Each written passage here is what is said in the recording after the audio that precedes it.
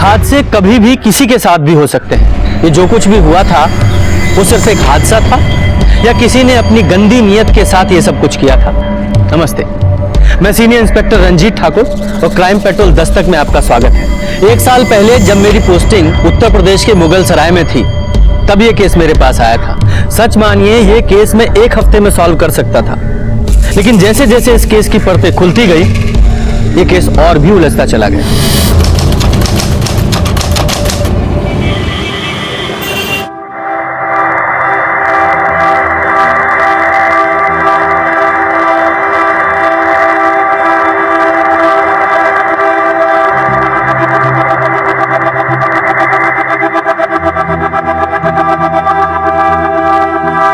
दुल्हन के माता पिता कहाँ हैं?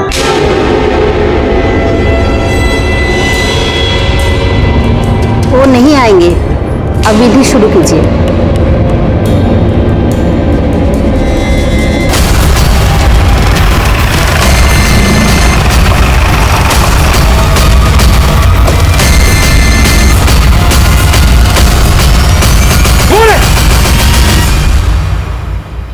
कमीना कहीं का हमारी बेटी को जबरदस्ती उठाकर शादी कर रहा है। नहीं सर, रुक्मिणी अपनी मर्जी से शादी कर रही है। ये काहे की पीछे हटिए, हम है ना यहाँ।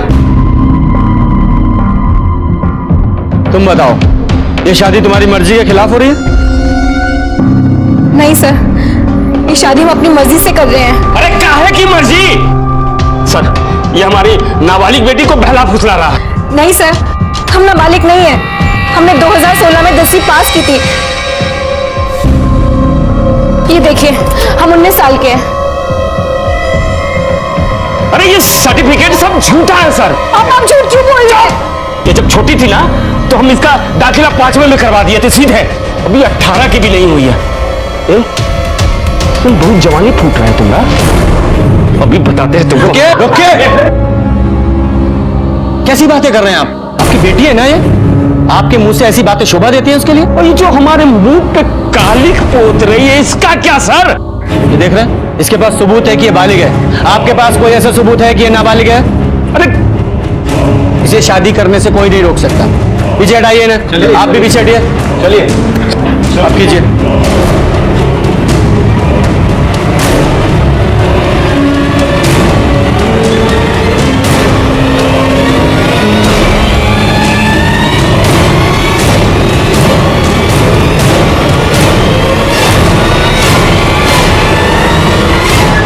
आप दोनों का विवाह संपन्न हुआ।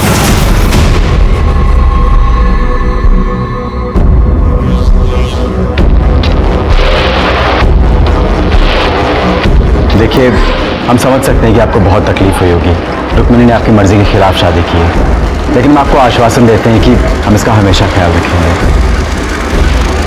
अगर हो सके तो हमारे नए जीवन के लिए हमें आशीर्वाद दीजिए। ये क्या कर रहे हैं आप लोग? हमारा हाथ आपके ऊपर भी उठ सकता था, लेकिन रुक्मिणी के पिता हैं। आपकी बेइज्जती करेंगे तो उसको दुख होगा। तो हमको मारेगा? हमको मारेगा ये? पापा नहीं, छोड़ो। क्या है सब? अगर ऐसे गुंडागर्दी करोगे तो अरेस्ट कर ले जाओगे। सुन बेटा, खेल अभी खत्म नहीं हुआ, खेला तो अब शुरू होगा। निकलो, चलो चलो।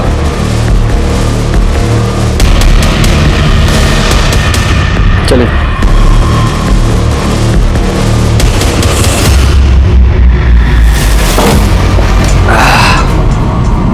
हम तुमको पहले ही बोले थे कि मार कर सालों को निपटा देते हैं, लेकिन तुमको तो आग लगी थी पुलिस के पास जाने की। जाओ। अरे हमने तो सोचा था कि पुलिस आके सारा खेल खत्म कर देगी, ये शादी रुकवा देगी, लेकिन छोड़ेंगे नहीं सालों ना, छोड़ेंगे ना। पंकज यार, थोड़ा जल्दी हाथ चलाओ यार, सुबह से कोई काम आगे बढ़ता ही नजर नहीं आ रहा है हमको।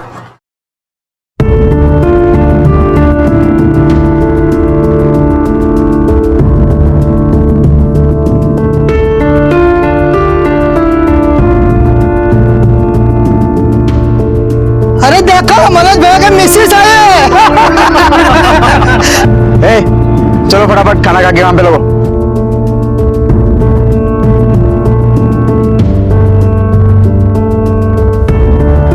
कैसा बना है? तुम खाई? हम खा लेंगे। अरे अभी खाओ हमारे साथ, हम खिलाएंगे तुमको अपने हाथों से।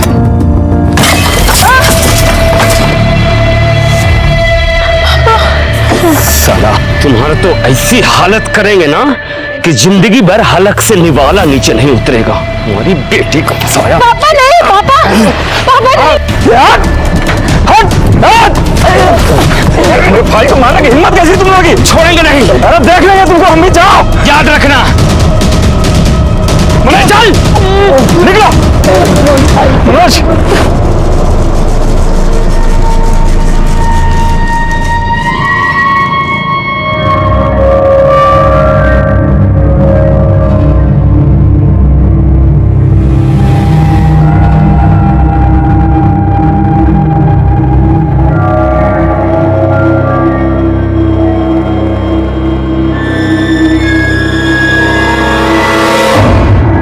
आ जाओ, एक सीट खाली, आ जाओ।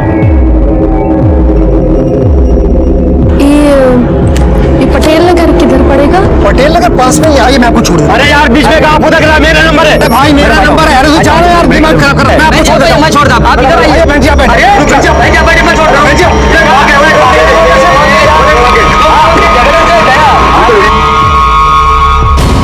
अरे आग लग गई, आग लग गई, आग लग गई। आग बुझा ली है।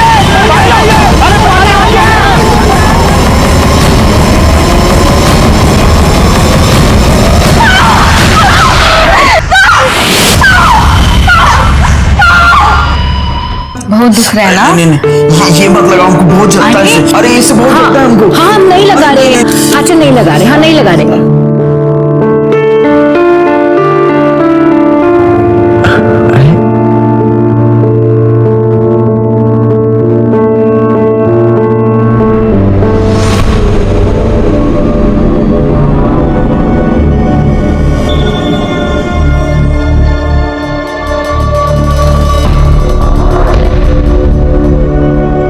चाची, ये किधर पड़ेगा?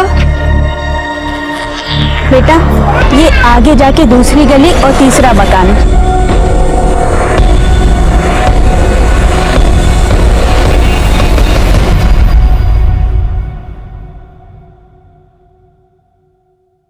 चलिए उठिए, काढ़ा पी लीजिए, आपका बदन दर्द ठीक हो जाएगा।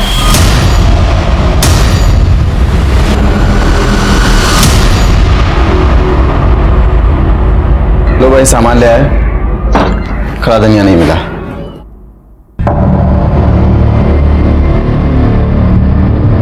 क्या हुआ? हम जब से बाहर से आए हैं तब से देख रही बहू अंदर बैठी रो रही है। अरे हम तो पूछ पूछ के थक गए, कुछ बताती नहीं। तुम ही जाकर देखो क्या हुआ है। अब हम देखते हैं। अरे क्या हुआ? काहे रो रही हो? अब देखो, ये मत कहना कि घर की याद आ रही है। तुमको पता था ना कि ये सब आसान नहीं होने वाला है। हमें पता था, पर हमें ये नहीं पता था कि तुम्हारा भाई हम पे जबरदस्ती करेगा। ऐसे कहाँ शर्मा रही हो? कभी देखी नहीं होगा। भैया छोड़िए हमें।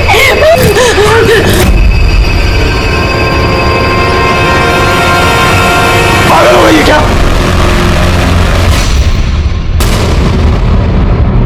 मोरो भाई मेरे भगवान से भी बढ़कर है, उसके ऊपर इल्जाम लगा रही है तू। हम इल्जाम नहीं लगा रहे, हम सच बोल रहे हैं।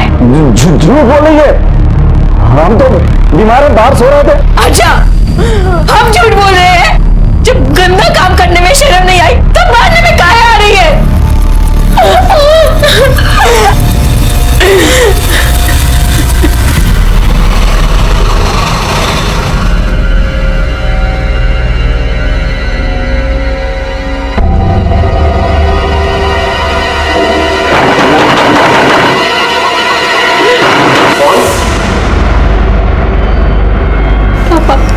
तुम कौन है?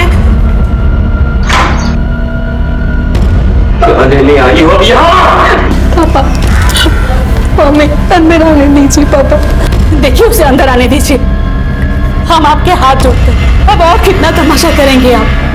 बेटी है हमारी, हमने कहा ना, उसे अंदर आने दीजिए।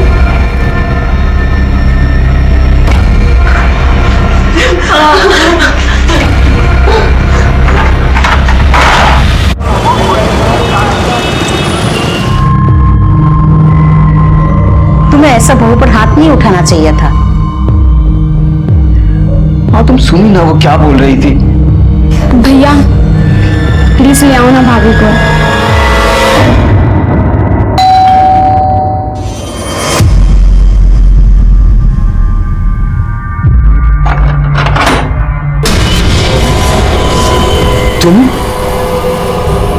तुम यहां क्या कर रहे हो? चले जाओ यहां से, नहीं तो यही जिंदा जमीन में गाड़ देंगे। निकलो निकलो यहां से। ये क्या कर रहे हैं? भगवान के लिए बस कीजिए। ये दामाद जी है हमारे, जो हुआ सो भूल जाइए। हमारी बेटी की जिंदगी बर्बाद मत कीजिए। हम रुक्मिणी को लेने आए। रुक्मिणी को लेने आए? दोबारा ये गल देखिए, एक बार मेरी बात मान लीजिए। रुक्मिणी के लिए, मेरे लिए।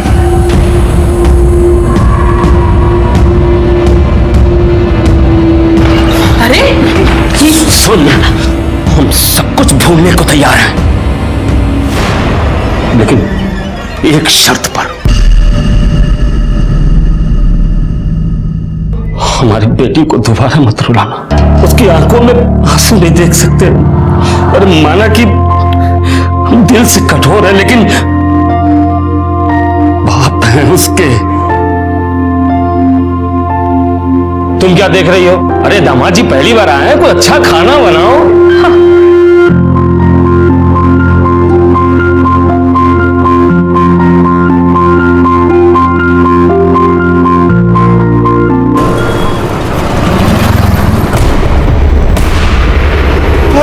अरे आग लग गई, आग लग गई, आग लग गई। जल्दी आओ, जल्दी आओ।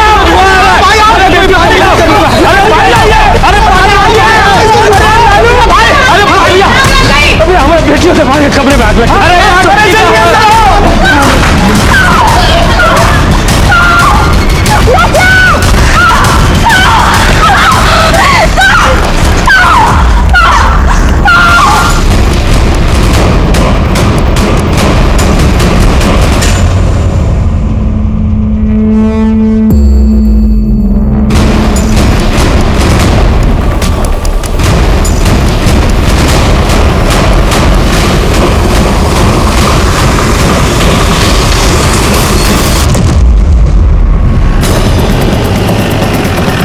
चलिए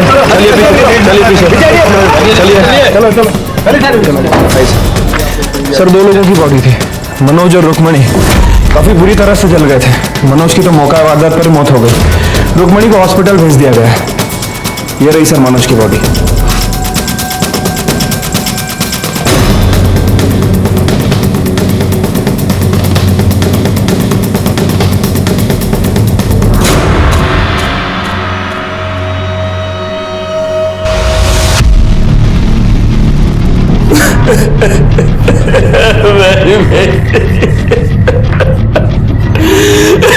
मार डाला अपने जवाई को, ले लिया बदला। नहीं सर, हमने कुछ नहीं किया। हमने तो उन्हें माफ भी कर दिया था। वो दोनों यहाँ क्या कर रहे थे? रुक्मिणी 1 दिन पहले यहाँ आई थी, तो शायद मनोज ने उसे थप्पड़ मार दिया था, तो वो चिढ़कर हमारे घर आ गई। और मनोज ने उसे थप्पड़ क्यों मारा था? हमें क्या पता था। रुक्मिणी की माँ ने भी उससे पूछा, लेकिन उसने कुछ नहीं बताया। हाँ, फिर कल शाम मनोज हमारे घर आया। मुझे गुस्सा तो बहुत आया, लेकिन मैंने सोचा कि चलो जाने दो, बात बढ़ाने से क्या फायदा, एक ही तो बेटी है। और यहाँ तक कि कल रात में हम लोगों ने साथ में खाना भी खाया था। हम सब बहुत खुश थे साहब। ये देखिए, कल रात में हम लोगों ने तस्वीर भी ली थी, लेकिन हमें क्या पता था कि ये सब। ये आग कैसे लगी? हमें नहीं पता था। हम तो रात में सो रहे थे, तभी रुक्मिणी के कमरे से चीखने की आवाज आई। फिर उसके कमरे से धुआं निकलने लगा। पड़ोसी आए और उन्होंने दरवाजा तोड़ा, और उसके बाद। सच बोल रहा हूँ? सच बोल रहा हूँ। और दिखाई नहीं दे रहा, क्योंकि मनोज से तो तुम बहुत नफरत करते थे। लग नहीं रहा सच बोल रहे हो। सच बताओ क्या हुआ था, वरना जेल में डाल के सड़ा दूंगा। नहीं साहब, जब रात में हमारी नींद खुली तो रुक्मिणी के कमरे से लड़ने झगड़ने की आवाज आ रही थी। हमने सोचा कि चलो पति पत्नी का झगड़ा होगा, कल तक खत्म हो जाएगा। फिर हम बाथरूम चले गए। बाथरूम से जब वापस आ रहे थे तो देखा कि मनोज मिट्टी के तेल का डब्बा लेकर कमरे के अंदर जा रहा और जाकर उसने दरवाजा बंद कर लिया। हमने दरवाजा खटखटाया लेकिन उसने दरवाजा नहीं खोला। अभी कुछ सोच ही रहे थे तभी रुक्मिणी के कमरे से चीखने चिल्लाने की आवाज आने लगी। हमने दरवाजे के छेद से झांक कर देखा तो मनोज रुक्मिणी को जला दिया था साहब। फिर हमने देखा कि मनोज को भी आग लग गई है। पड़ोसी आए, उन्होंने दरवाजा तोड़ा लेकिन तब तक मनोज मर चुका था साहब। तुम्हारा भाई कहाँ है? वो अस्पताल गया साहब। बाकी लोगों के बयान लो, बॉडी को मॉर्ग में भेजो, मनोज के घर वालों को भी बुलाओ। ठीक है सर।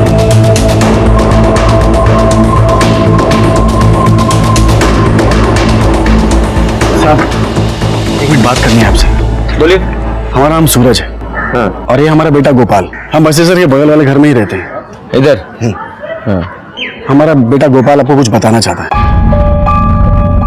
हाँ बेटा बताओ। सर हमारी खिड़की से रुक्मिणी दीदी का रूम दिखता है। कल रात देर तक हम जाग रहे थे, हमारी टेस्ट थी इसलिए हम पढ़ रहे थे, तो हमने सुना तो रुक्मिणी दीदी किसी के साथ झगड़ रही थी। हमने देखा भी तो वो कोई आदमी था, उसने डब्बे से उनके ऊपर मिट्टी का तेल डाल दिया और गुस्से में उनको जला दिया, पर उनपे भी आग लग गई। वो तो बाहर भाग रहे थे, मैंने ही जाके पापा को जगाया था। साहब हम तुरंत दौड़ के बाहर आए थे और तब तक तो बेटा हाथ इधर लाओ। इतने बुरी तरीके से किसने मारा तुम्हें? वो मास्टर जी ने। इतने बुरी तरीके से? अगर तुम चाहो तो उनके खिलाफ कंप्लेन कर सकते हो, मैं कार्रवाई करूंगा। साहब शिकायत की कोनो जरूरत नहीं है। अब ये बच्चा है, गलती हो गई इससे, होमवर्क नहीं किया तो मार तो पड़ेगी। होमवर्क किया करो। हाँ? तो सर इन लोगों के हिसाब से पति और पत्नी के बीच में झगड़ा हुआ।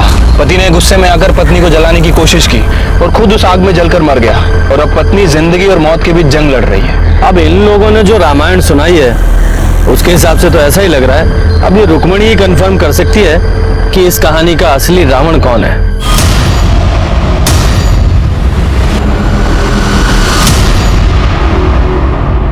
सर रुक्मिणी कुछ भी बता नहीं सकती, वो कुछ बोलने की हालत में है ही नहीं। उसका बदन पूरी तरह से जल चुका है, अभी बेहोश है। अगर वो होश में आ भी जाए तो भी उसे ठीक होने में काफी समय लगेगा। देखिए ना सर, क्या हालत कर दी हमारी बेटी की। ये सब हमारी गलती है, नहीं हम उसे घर में आने देते, नहीं वो ये सब करता। अच्छा हुआ कि राक्षस चलकर मर गया, वरना हम उसकी जान ले लेते। जब ये सब कुछ हुआ आप कहाँ थे? अपने घर में थे साहब, हमें तो अभी इस बारे में पता चला है और हम तो इस रिश्ते के पहले से ही खिलाफ थे। अब देख लीजिए बड़ों की बात ना मानने का क्या नतीजा होगा। यादव जी, ये मनोज के घर वालों को इन्फॉर्म किया? हाँ उन्हें मॉक रूम बुलाया।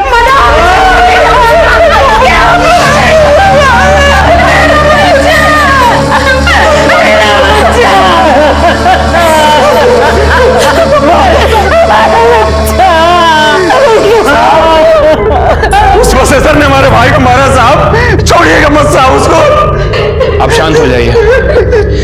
देखिए बॉडी में तो और कुछ बचा नहीं है, लेकिन हमें बॉडी में एक कड़ा मिला है। आप पहचानते हैं इसे? साहब ये कड़ा मनोज का साहब, उसके पिछले जन्मदिन पे हम उसको गिफ्ट में दिए थे साहब। साहब ये सब कुछ उस रुक्मिणी के बाप ने किया साहब। उसने हमारे भाई मनोज को मार डाला साहब। मंदिर में देखा था ना आपने, कितना गुस्सा भरा था उसके अंदर। और उसके बाद मनोज जिस कंस्ट्रक्शन साइट पे काम करता था वहां अपने गुंडों के साथ पहुंच गया था। वो तो ठीक टाइम पर मैं और कुछ लेबर आए तो बीच बचाव किया, नहीं तो हमारे भाई को उसी दिन मार डालता वो साहब। जब इतना गुस्सा भरा था तो अचानक मान कैसे गया वो? जब इस बसेसर ने मनोज के साथ कंस्ट्रक्शन साइट पे मारपीट की थी तो आप लोगों ने पुलिस कंप्लेन क्यों नहीं की? हमने उससे कहा था बात ना बढ़ाए, रिश्तेदारी वाली बात थी। अब बेटी भाग जाएगी तो गुस्सा तो आएगा ना। इतना गुस्सा कि हमारे बेटे की जान ही ले ली। ये रुक्मणी के घर वालों ने हमें बताया कि मनोज ने रुक्मणी के साथ कुछ मारपीट की थी और इसलिए वो अपने मायके आ गई थी। ये बता सकते हैं पति पत्नी में किस बात को लेकर झगड़ा हुआ था? साहब पति पत्नी तो लड़ते रहते हैं, कौन सी बड़ी बात है। और मनोज थोड़ा गुस्से वाला था और रुक्मणी बहुत जल्दी चिढ़ जाती थी। बात क्या हुई थी साहब, हमें कुछ नहीं पता। हमने बिन बताए उसने गुस्से में अपने मैके जाके बैठ गई। साहब हमने मनोज से कहा था उसे मना ले आए। साहब हमें क्या पता था, हम खुद ही मेरे बेटे को मौत के मुंह में भेज दे। क्या फिर से नौकरी छोड़ दी? तुम्हारे पैर में चक्री लगी है क्या? किसी नौकरी पे टिकते ही नहीं हो। तुम उसकी छोड़ो, वो मैं देख लूंगा। हाँ, बाद में बात करता हूं। मेरे छोटे भाई को ना पहले मेरी शादी करनी है फिर नौकरी करनी है। सही तो कह रहा है सर। अच्छा, तुम भी उसी का साथ दोगे? अपडेट बताओ। सर ये मनोज की पीएम रिपोर्ट है सर। बॉडी 80% जली हुई थी सर, और बॉडी पे कहीं भी कोई एक्सटर्नल इंजरीज और ट्रॉमा के निशान नहीं है। यादव जी, ये मनोज के घर वालों का कहना है कि मनोज काफी गुस्से वाला था जी, और ये रुक्मणी ये भी काफी शॉर्ट टेम्पर्ड थी। तो हो सकता है उस रात रुक्मणी और मनोज का झगड़ा हुआ हो और गुस्से में मनोज ने रुक्मणी को जला दिया और गलती से उसी आग में खुद जलकर मर गया। तो उस हिसाब से रुक्मणी विक्टिम और ये मनोज कल्प्रिट। पुरानी कहावत है, जो दूसरों के साथ बुरा करता है वो खुद मुसीबत में पड़ जाता है, और इस केस में भी हमें कुछ ऐसा ही लगा था। सर्कमस्टेंशियल एविडेंस और गवाहों के बयानों के बाद हमें यकीन हो गया था कि असली गुनहगार मनोज त्यागी ही था। उसने ही अपनी पत्नी रुक्मणी को जलाकर मारने की कोशिश की थी, जिसमें वो खुद जल गया था। डॉक्टर्स ने हमें बताया कि रुक्मणी की हालत को ठीक होने में कम से कम 2 महीने लगेंगे, उसके बाद ही हम उसका बयान ले पाएंगे। अपनी जांच पूरी करते हुए हमने रुक्मणी का डीएनए उसके पिता बसेसर से और मनोज का डीएनए उसकी मां कविता से मिलाया, जो मैच हो गया। लेकिन तभी इस केस में हमारे सामने कुछ ऐसा आया जिसने हमारे होश उड़ा दिए।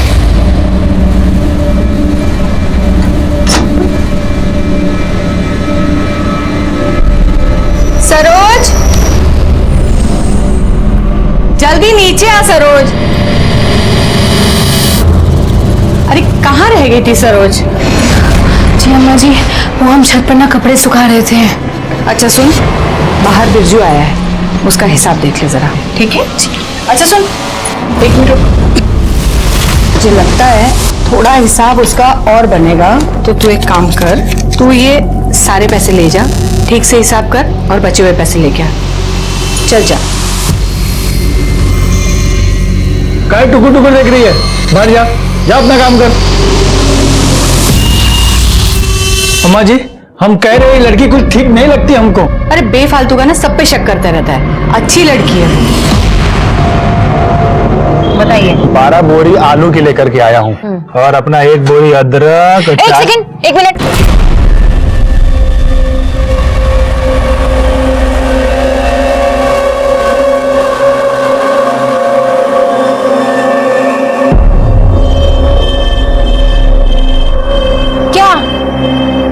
ये काहे ऐसे बत्तीसी दिखा रहे हो हमें? हाँ, ये लो, काम करो, काम पे ध्यान दो।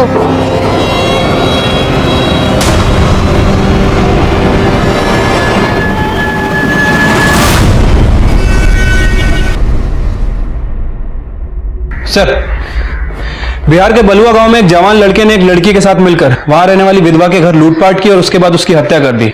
सर, उसका नाम दुर्गा देवी था, 65 साल की थी और काफी अमीर थी। बाकी की फैमिली दिल्ली में रहती है। और सर, ये दोनों कल्पिट बिरजू और सरोज उसी के घर काम करते थे। सर, बिहार पुलिस ने बताया कि वो दोनों कल्पिट मुगल सराय की तरफ आए हैं। सारे डिटेल सर्कुलेट करवा दीजिए। हाँ सर, लेकिन एक बार फोटो तो देख लीजिए। ऐसा क्या है फोटो में?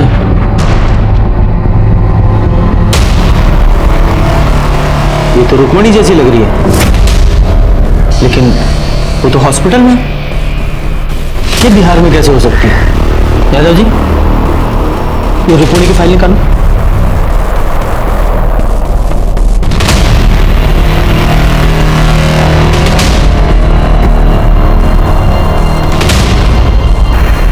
देखिए सर, दोनों के हाथों पर बिल्कुल सेम जगह टैटू है। हाँ, हाँ, लेकिन इस फोटो में टैटू थोड़ा क्लियर नहीं है, लेकिन है एक ही जगह पर। Good job Yadav ji. अब इस रुक्मणी से मिलने का वक्त आ गया है, चलो।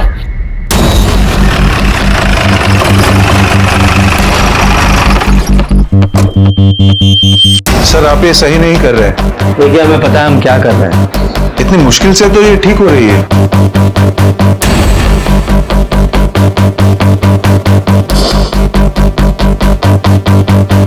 देखिए, मैंने पहले ही कहा था, अगर यहाँ पे कोई टैटू होता तो बुरी तरह से जल चुका होगा। डॉक्टर साहब, क्या कोई और तरीका नहीं है जिससे ये पता लग जाए कि पहले यहाँ टैटू था या नहीं?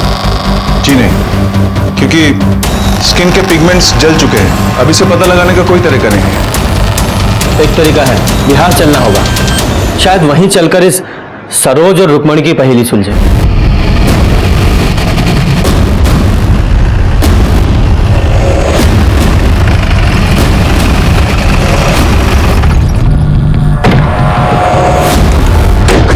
यही घर है सर। और ये पुलिस वाले यूपी से आए हैं साहब। तुमने जो बयान हमको दिया था, तुम्हारे मुंह से सुनना चाहते हैं। वो क्या है कि तुम्हारे अम्मा जी के कातिलों का पता लगाना है ना। छोड़ना मत साहब उनको। हमारी अम्मा जी बहुत अच्छी थी साहब, बहुत अच्छी थी हमारी अम्मा।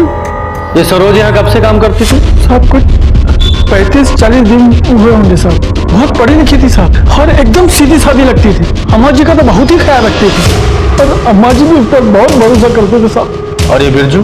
अम्मा जी का जमीन का बटाई होता है ना, तो बिरजू ही देखता था। यहाँ आता जाता रहता था साहब। वो हिसाब किताब भी सरोज ही देखती थी। जी सर, यहाँ पे काम करने वाले लोगों का कहना है कि सरोज और बिरजू बहुत घुल मिल गए थे। हाँ साहब, हम देखे थे बिरजू और सरोज में बहुत नजदीकी हो गई थी। अगर तुम्हें हमारी जरूरत है तो सीधे सीधे कह क्यों नहीं देते? साहब वो जो सरोज थी ना, वो हमेशा डरी डरी रहती थी। डरी डरी मतलब? डरने की वजह तो पता नहीं, लेकिन हमेशा उसके दिमाग में कुछ ना कुछ तो चलता रहता था साहब। ये सरोज कहाँ की रहने वाली थी? पता नहीं साहब। पता नहीं? तो फिर मिली कहाँ? हम वो अप्रैल में पटना गए थे, आके देखा तो यहाँ काम कर रही थी वो। आपने सरोज के बारे में बाकी गांव वालों से बात की? जी सर, लेकिन किसी को भी नहीं पता है कि वो कहाँ से आई थी और यहाँ तक कैसे पहुंची। साहब, हम एक चीज हमेशा देखते रहे कि जब भी अम्मा जी लाकर खोलती थी ना, तो उसकी आंख खुल जाती थी। सच में हम कह रहे साहब कि सब कुछ उसका ही किया धरा है। बिरजू को भी उसी ने फंसाया साहब। साहब, वहाँ अम्मा जी का लाश लाकर के पास पड़ा था और उस वक्त लाकर खुला था साहब। सर, फ्लावर वॉश को वेपन की तरह यूज किया गया था, जिसे हमने फॉरेंसिक में जमा करा दिया है। ये सरोज के पास कोई मोबाइल था? नहीं साहब, नहीं था। ये अम्मा और बिरजू के पास तो होगा? हाँ, उनके पास था साहब। सर, बिरजू अपना मोबाइल एक मजदूर को देके गया था, जिसमें मोबाइल डेटा इरेज था और कोई सिम भी नहीं था। सर, हमने अम्मा जी और बिरजू की मोबाइल की सीडीआर रिपोर्ट और मोबाइल लोकेशन दोनों मंगवाई, जल्दी ही मिल जाएगी। गुड। सर, बिरजू के मोबाइल लोकेशन और मोबाइल डिटेल्स में कुछ भी सस्पिशियस नहीं है, लेकिन सर ये अम्मा जी नटवा गांव में भीमा के कांटेक्ट में थी। ये भीमा कौन है? हिस्ट्री शीटर है सर। ह्यूमन ट्रैफिकिंग के केस में कई बार पकड़ा गया, पर हमेशा बेल पे छूट जाता है। लेकिन सर, मेरी समझ में ये नहीं आ रहा है कि दुर्गा देवी उससे बात क्यों करती थी। वो भी पता चल जाएगा।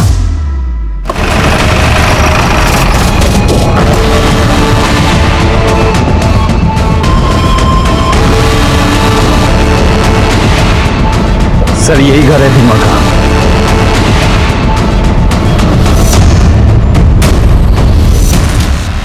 यहाँ तो ताला लगा है। कैसे पता लगा है सर? कहाँ गया होगा?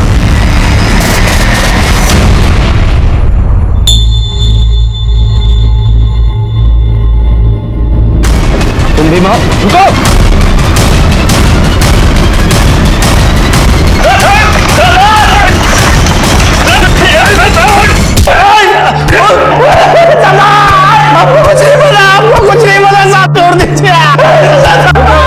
रुको।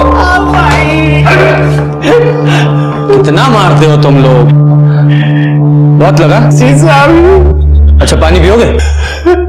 हाँ साहब। ठीक है, पिलाते हैं, पर पहले सच बताओ, सरोज को तो जानते हो, कौन है, कहां से आई थी, सारी डिटेल्स बताओ उसकी। साहब हम कसम खा के कहते हैं, हमको नहीं पता है साहब। अम्मा ना सच बोलती थी, ये लातों के भूत बातों से नहीं मानते। तुम लोग ना अपने तरीके से पूछ लो, मुझे तो ये कुछ बताएगा नहीं। बताते बताओ। सब वो दरअसल वो राम लखन आदमी का फोन आया था हमारे पास। वो हमको बोला कि उसके पास एक 19 साल की एक लड़की है जो बहुत ही खूबसूरत है, उसका हाथ पैर भी ठीक ठाक है। तो सब 1 लाख में हमारा डील फाइनल हो गया। उसके बाद साहब हम 5 दिन अपने साथ ही रखे नटुआ गांव में, बस इतना ही साहब। फिर 5 दिन बाद क्या किया? वो अम्मा जी को बेच दिए थे 1.5 लाख रुपए में। ये राम लखन का जो फोन आया था मोबाइल से आया था? जी यादव जी सर, उस नंबर को ट्रेस करो। कहाँ का रहने वाला है ये? जी यूपी। तो लड़की को तुमने यूपी से उठाया? साहब ये तो हमको पता नहीं है, लेकिन यूपी और बिहार का जो बॉर्डर है ना, वहीं पर लेन देन हुआ था। कब हुआ था? 11 अप्रैल रात को हुआ था। मतलब जिस रात रुक्मणी और मनोज को चलाया गया। ठीक है, very good sir. Ram Lakhan का फोन ट्रेस हो गया है सर। ये राम लखन और कोई नहीं बल्कि बसेसर दुबई है, रुक्मणी का पिता। क्या? तो क्या ये सरोज और रुक्मणी दोनों एक ही हैं? अगर ये सरोज रुक्मणी है तो फिर वो लड़की कौन है जो हॉस्पिटल में है?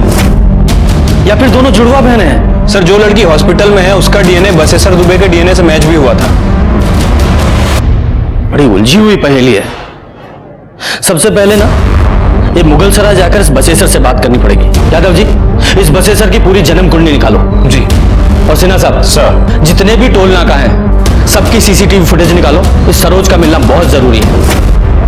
और वो बिरजू, उसके मोबाइल में उसका सिम नहीं था, हो सकता है उसने दूसरे मोबाइल में सिम डालकर एक्टिवेट किया हो। पता करने की कोशिश करो। इन दोनों का मिलना बहुत जरूरी है। जी सर।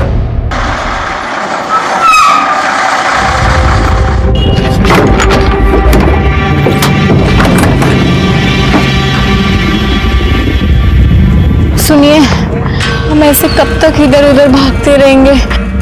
हम जाने ये सब कब खत्म होगा। देखो तुम ज्यादा परेशान मत हो, बस थोड़ी देर का तो बात है।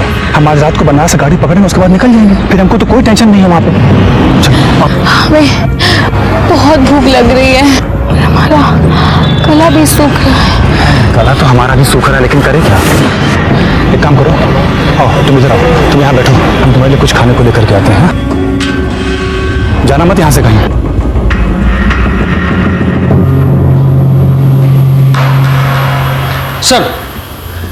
सर बसेसर के बारे में एक इंफॉर्मेशन मिली है। क्या? बसेसर की पहले भी एक शादी हुई थी किसी दुलारी नाम की औरत के साथ। उससे एक बेटी भी है, महुआ रुक्मिणी से 2 साल बड़ी है। ये महुआ की कोई फोटो मिली? नहीं सर। ये दुलारी और महुआ कहाँ है अभी? सर दुलारी अभी भी अपने गांव अजवारी में है और बसेसर भी वहीं का रहने वाला है। जब हमने दुलारी से महुआ के बारे में पूछा तो उसने कहा कि वो अपने किसी रिश्तेदार के यहाँ कानपुर गई है, वहीं कहीं मेट का काम करने। लेकिन जब हमने कानपुर में पता किया सर, तो पता चला कि महुआ कानपुर पहुंची ही नहीं। कब की बात है? सर अप्रैल के पहले हफ्ते की। मतलब 11 अप्रैल से पहले भी बहुत सी चीजें हुई थी। आप काहे नहीं खा रहे? अरे तुम खाओ, हम उधर ही कुछ खा लिए थे, पेट भरा है हमारा। बस कितने बजे का है? शाम को 8 बजे का है। तुम खा के थोड़ा सा रेस्ट कर लो, हम तुमको जगा देंगे। कैसा गंदा मजाक कर रहे हैं आप साहब? एक तो हमारी बिटिया अस्पताल में पड़ी है वैसी हालत में, और आप कह रहे हैं हमें अपनी बेटी को बेच दिए बिहार में। पूत को तो कपूत बनते सुना है, लेकिन बाप को पशु बनते पहली बार देखा है। एक बात बताओ, अगर तुमने अपनी बेटी को नहीं बेचा तो वो नटवा के हिमा से फोन पर क्या बात करते थे? झूठ मत बोलना, तुम्हारे सारे कॉल रिकॉर्ड्स हैं हमारे पास। मना क्यों करेंगे? उससे हमारी बात होती थी, हमारे बचपन का दोस्त है, तो कभी कभार फोन पे बात हो जाया करती है। लेकिन इसका मतलब ये थोड़ी है कि उसे हम लड़की बेचे, मतलब अपनी बेटी को। तो फिर ये भीमा ऐसा क्यों बोल रहा था? कहा कि उसका दिमाग खराब हो गया, साथ में आप लोगों का। कर रहा तू? अरे भी लोग ना वो टेस्ट करवाए थे और बोले कि जो बेड पे लड़की है वो हमारी बेटी है। हमारी एक ही बेटी है और सरोज कौन है हम नहीं जानते हैं। तुम्हारी एक और बेटी है ना, महुआ? वो कहाँ है? हम नहीं जानते हैं उसे।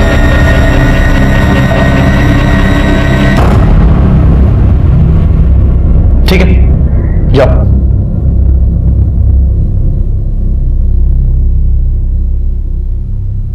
यादव जी। सर, ये बहुत कुछ उलझा हुआ सा है और इसे सुलझाने के लिए इसकी तह तक जाना पड़ेगा। एक काम करो, सबके फोन सर्विलेंस पे डालो, इस मनोज की फैमिली के भी। ठीक है सर। वैसे सर अब क्या करें, हमने सीना से भी बात की है, उसे भी अभी तक कुछ पता नहीं चला है। महुआ, सरोज, रुक्मणी सब बहुत उलझा हुआ है।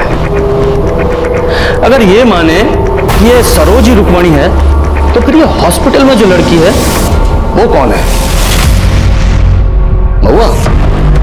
सर, रुक्मणी की तबीयत पहले से बेटर है, बीच बीच में होश भी आ रहा है उसे, मगर उसके वोकल कॉर्ड्स बुरी तरह से झुलस चुके हैं। अगर उसने बोलने की कोशिश की तो काफी नुकसान हो सकता है। मतलब उससे बात ही नहीं कर सकते? जी नहीं। इस लड़की का डीएनए इसकी मां फुलवा से मैच कराई है। जी। हो सकता है इसी से कहानी में कोई नया मोड़ आए। आज हमारा बेटा 24 का हो जाता, शादी के बाद उसका पहला जन्मदिन। माँ, अब रो मत, अभी तो हमारी हिम्मत हो।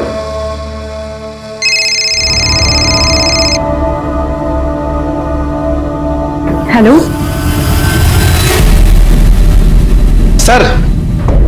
सर, अभी भी मनोज की बहन नीला को किसी ने फोन किया सर। ये सुनिए सर।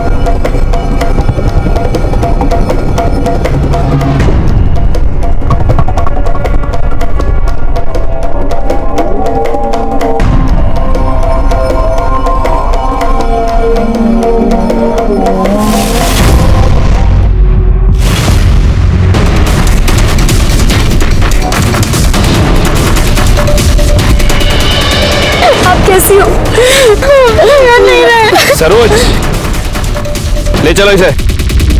सरोज या रुक्मणी बुलाऊं तुम्हें? कौन हो तुम? सरोज या रुक्मणी या रुक्मणी की कोई जुड़वा बहन?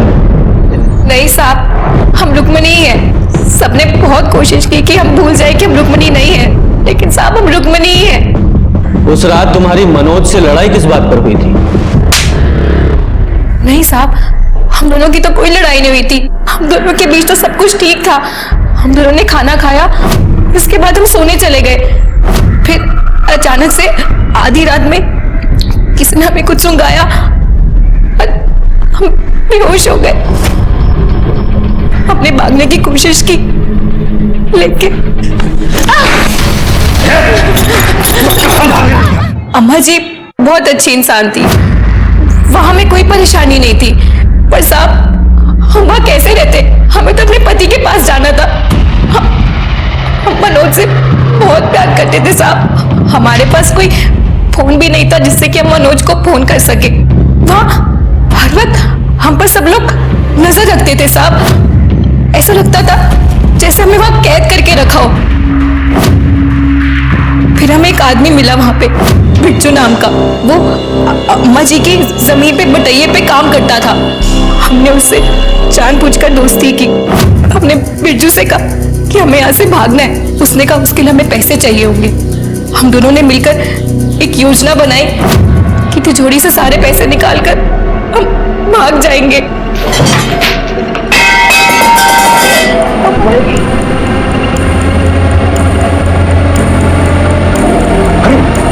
अच्छा, पैसा कहाँ है इसमें? तुमने कहा बहुत सारा पैसा है।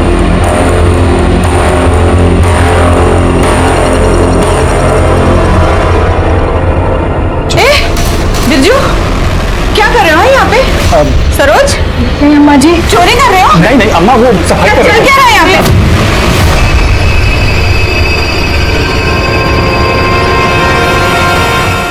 तो तुम यहाँ मुगल सराय आना चाहती थी मनोज के पास? हाँ साहब, और हमें पता चला फिर साहब हम इधर उधर भागते रहे।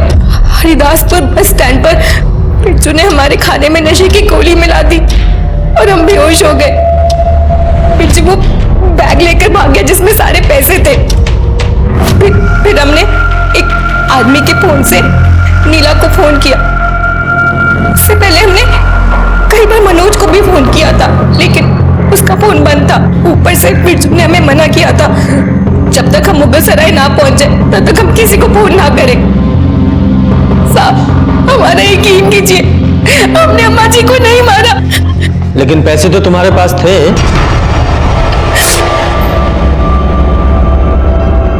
हाँ साहब,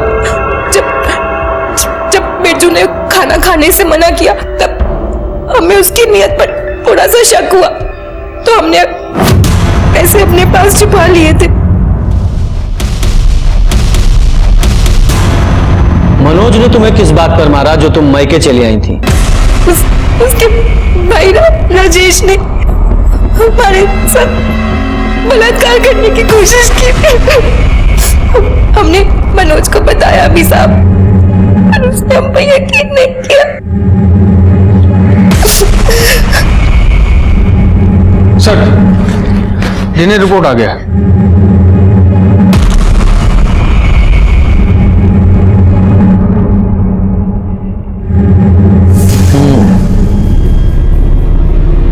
मुझे तो उसी दिन उस बसेसर के पड़ोसी सूरज पर शक हुआ था।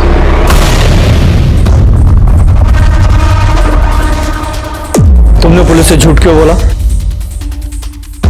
देखिए साहब, आप हमारे बच्चे के साथ ऐसे सवाल जवाब नहीं कर सकते। अच्छा, उस दिन तो तुम ही लाए थे ना इसे बयान दिलवाने के लिए। अब क्या हुआ? बेटा झूठ बोला था ना उस दिन तुमने? सर हमें कुछ नहीं पता था, हमने कुछ देखा भी नहीं था। वो तो पापा और बसेसर चाचा ने जो कहने को बोला था वो अपने आप को कह दिया।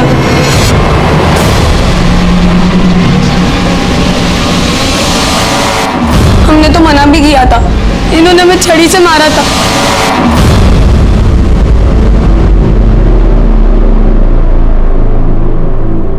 तुम्हारे खिलाफ सारे सबूत हैं हमारे पास। अब फटाफट सारी सच्चाई बताओ।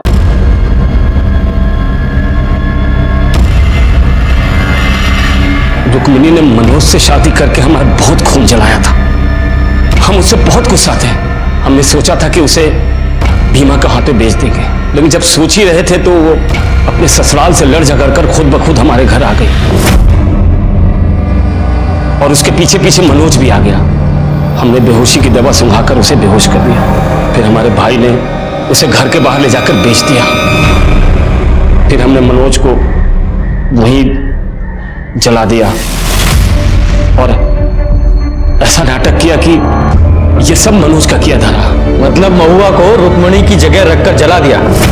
क्या करते, दुलारी ने उसे कानपुर भेजा था और वो हमारे पास आ गई।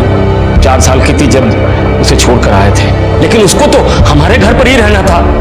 इतनी सुंदर भी नहीं थी कि कहीं शादी कर देते या बेच देते।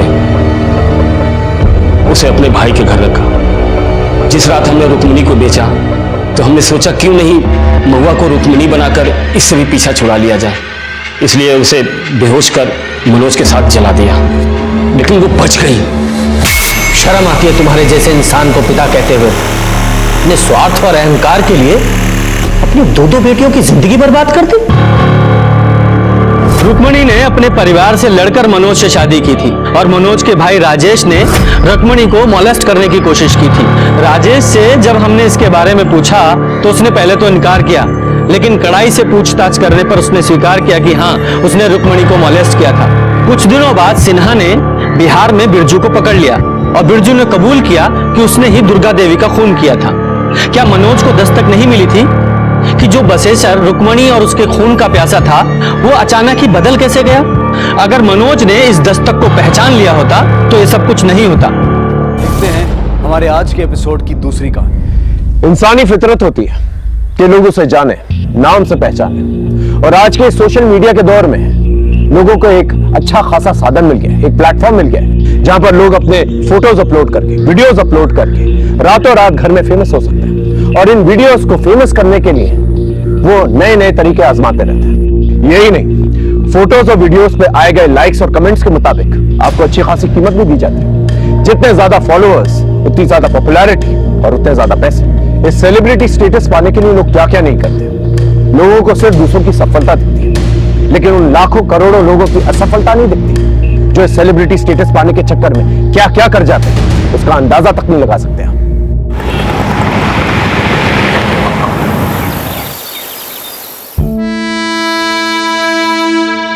और मैं आज आपको कुछ ऐसे इजी स्टेप्स बताने वाला हूं जो आप कहीं पे भी कभी भी कर सकते हैं।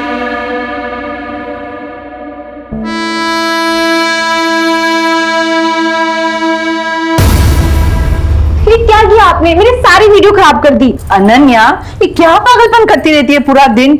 आप नहीं समझोगे मम्मा, ये रातों रात स्टार बनने का हुनर है। अब इसे देखो, रौनक हमारे गाजियाबाद का है, लोग पागल है इसके पीछे। हाँ हाँ, मुझे पता है, 5 लाख फॉलोअर्स है और तू भी इसकी तरह फेमस बनना चाहती है। सारा दिन यही प्लान तो सुनाती रहती है और सारा दिन रौनक रौनक रौनक। माँ, दिमाग खराब कर दिया उस लड़के ने इसका। मैं बता रहा हूँ ना, ये सब बेवकूफी है। पढ़ाई पर ध्यान दो, वरना कुछ नहीं कर पाओगी लाइफ में।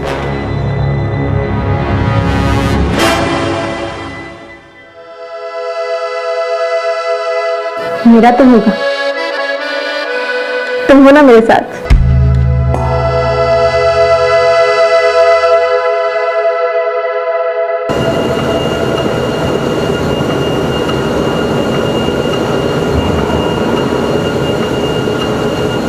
भैया, हाँ बोल ना। मुझे भी ना वो आपके जैसे वीडियोस बनाने हैं। देख, एक साथ दो नाव में सवार नहीं होते। अभी पढ़ाई पर अपनी बॉडी पे ध्यान दे। वीडियोस क्या, वीडियोस तो बनते रहेंगे। एक बार ये टाइम निकल गया ना तो ये वीडियोस भी काम नहीं आने वाले, समझा? जी भैया। चल जा, और जिम आना रेगुलर। जी भैया। चल मिलता हूँ। सबको सेलिब्रिटी बनना है। क्यों ना बनेगा भाई, आइडियल है साला तू इन सब का। अच्छा, जब से तूने जिम का ट्रेनर काम शुरू किया तब से लड़कों की संख्या 2 गुनी बढ़ गई है भाई। हाँ, 8 मिलियन व्यूअर्स हो गए तेरे नए वीडियो के। टांग खींच रहा है। अरे यार। अच्छा, नए वीडियो की तैयारी कर, मैं जल्दी स्टार्ट करना अपना। ठीक है भाई। ठीक है, हाँ। चल मैं चेंज करके आता हूँ। हाँ ठीक है। मिलता हूँ।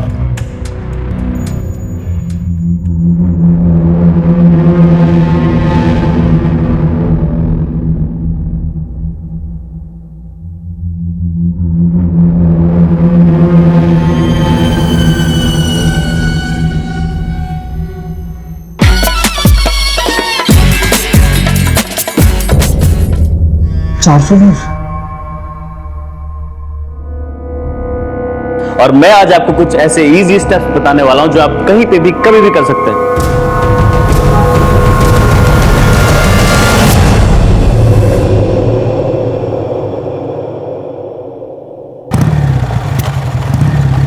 चुनाव खत्म होते ही गाजियाबाद में अपराध का बाजार गर्म हो गया है। दिन दहाड़े हुई गैंगवॉर की वारदात में एक की हत्या और एक खूंखार शूटर विकास सैकिया पुलिस एनकाउंटर में हुआ ढेर। आ गया तू? हाँ माँ। मैं तेरा ही इंतजार कर रही थी। ये देख, इनमें से कोई एक पसंद कर ले, फिर बात आगे बढ़ाते हैं। माँ, आपसे कितनी बार बोला है मुझे अभी शादी नहीं करनी, आप समझते ही नहीं हो। अरे भैया, माँ कोई नहीं, मुझे भी चाहिए भाभी घर में देखने को। ये सब फालतू बातें छोड़ के ना अपने काम पे ध्यान दे। भाभी चाहिए। चाचा जी आप आइए ना। रौनक, बात करनी है तुझसे। मुझे आपसे कोई बात नहीं करनी, और अब जो बात होगी ना वो कोर्ट में होगी। एक तू पहले बात। रौनक, मेरी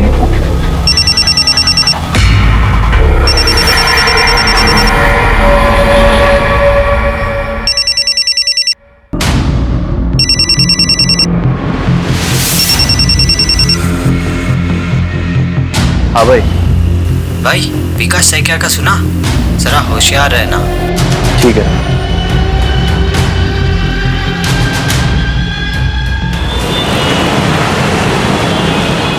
सनी, ये बेकार की जिद छोड़ दे और खाना खा ले। एक बार तेरे बस एग्जाम हो जाए, फिर मैं खुद लाके तुझे नया मोबाइल दूंगी। माँ, मुझसे एग्जाम का वेट नहीं होगा, और फोन तो मेरा आएगा। आप चाहे पैसे दो या ना दो।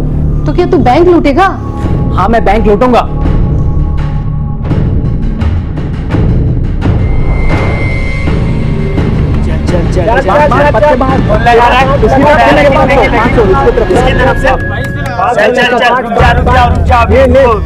मेरा भी पत्ते बाहर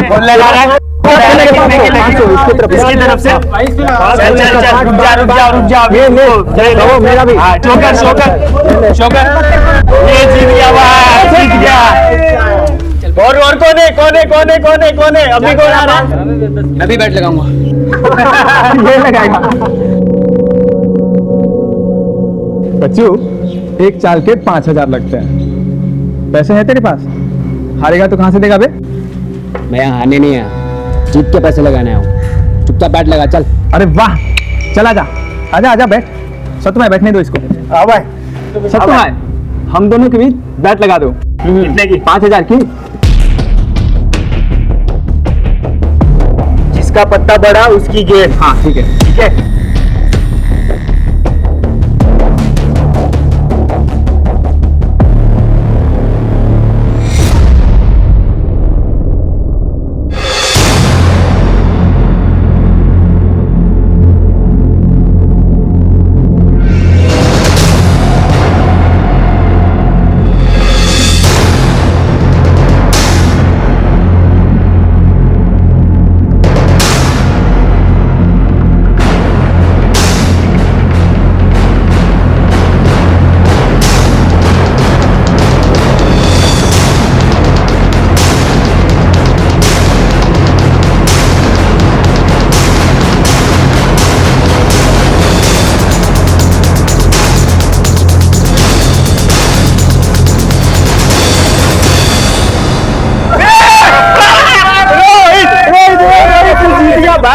जीत गया।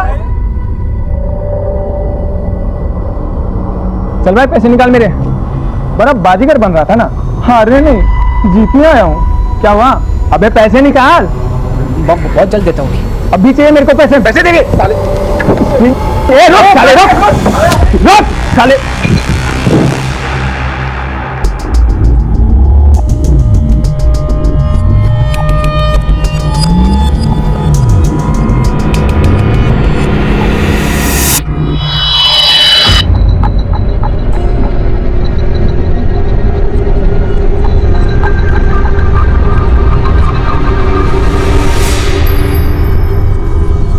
अब देखना इस वीडियो का जलवा।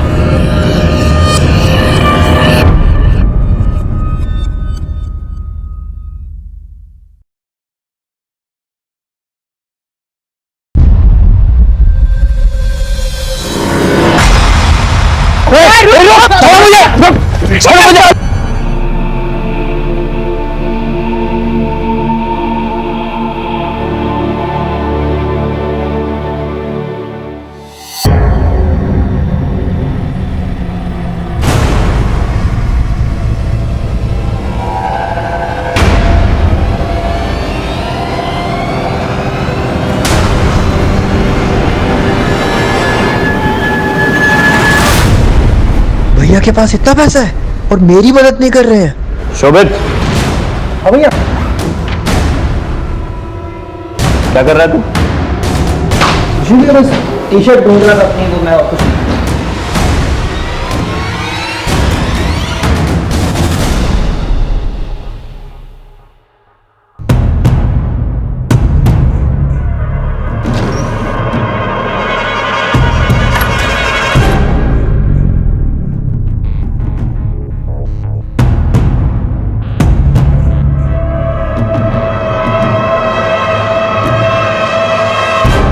ईवीयू के सुपरस्टार रौनक शर्मा ने बच्चों की मदद के लिए बढ़ाया हाथ। शोभित, ये देख रौनक की फोटो छपी है। रौनक, हाँ माँ। रौनक ये देख, तेरी फोटो छपी है। हाँ माँ, कल वो एनजीओ वालों ने बुलाया था। देखा माँ, भैया के दिल में दूसरों के लिए कितनी हमदर्दी है। अपनों को देने के लिए कुछ है ही नहीं। शोभित, इस कुछ नहीं के पीछे ना कारण भी है। खैर छोड़ माँ, जाने में लेट होगा, वीडियो का शूट है, चलता हूँ। ध्यान से जाना। सुधर जा।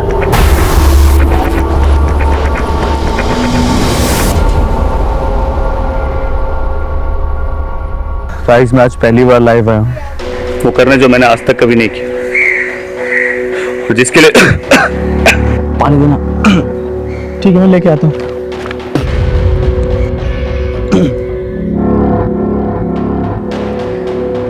भाई पानी खत्म हो गया, मैं लेकर आता हूँ दुकान से, तब तू कंटिन्यू कर। गाइस, मैं आज पहली बार लाइव आया हूँ और आज मैं वो करने वाला हूँ जो मैंने आज तक कभी नहीं किया, और ये वीडियो उस खास के लिए है जिसे मैं ये बताना चाहता हूँ कि मैं उसके लिए कुछ भी कर सकता हूँ।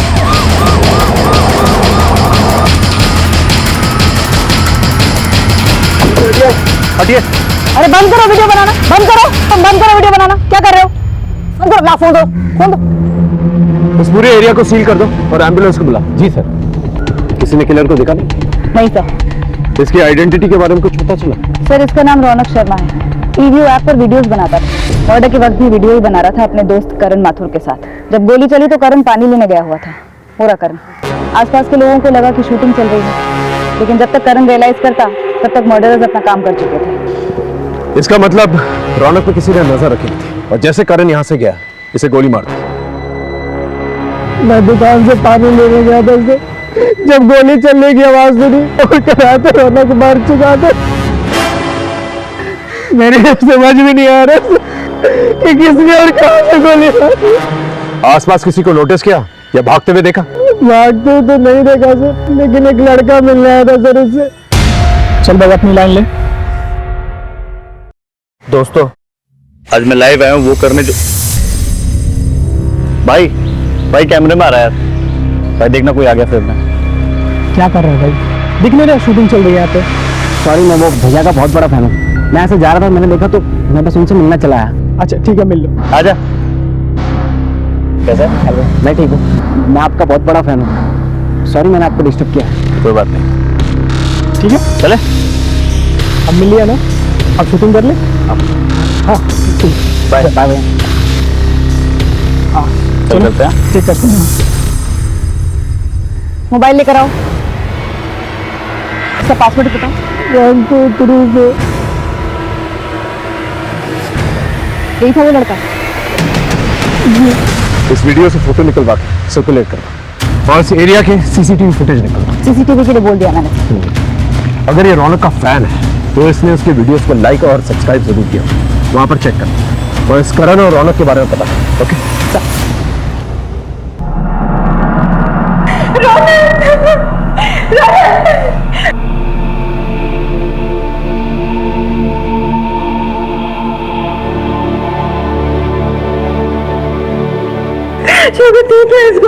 I'm sorry darling, लेकिन मेरे लिए ये जानना जरूरी है। क्या आप लोग इस लड़के को जानते हैं?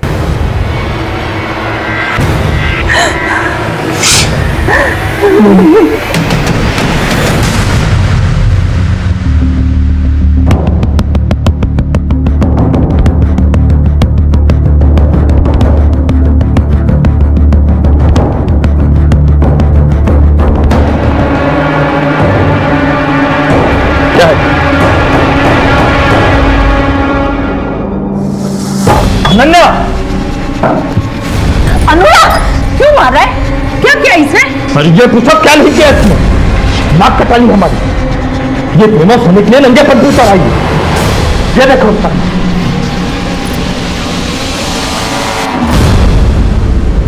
क्या करेंगे? क्या करेंगे तू? इसे क्या बना रही है? मुझे भी फेमस होना है, रौनक की तरह। अरे उस लड़का ने तेरा दिमाग खराब कर दिया है। देख लिया ना क्या हुआ उसका अंजाम। अब भी वक्त है, सुधर जा, वरना मुझसे बुरा कोई नहीं होगा। एक बहुत ही टैलेंटेड और अपने वीडियोस के जरिए लोगों के दिल में जगह बनाने वाला रौनक शर्मा का मर्डर हो चुका है दिन दहाड़े। यह खबर आपकी तरह देश भर में फैल चुकी थी। इस केस को सॉल्व करने के लिए हम पर बहुत प्रेशर है। गाजियाबाद में हत्याओं का सिलसिला चल रहा है और अब की बार इस सिलसिले का शिकार हुए हैं ईव्यू के आर्टिस्ट रौनक। हत्या के 3 दिन बाद भी पुलिस कातिलों तक पहुंचने में हुई नाकाम।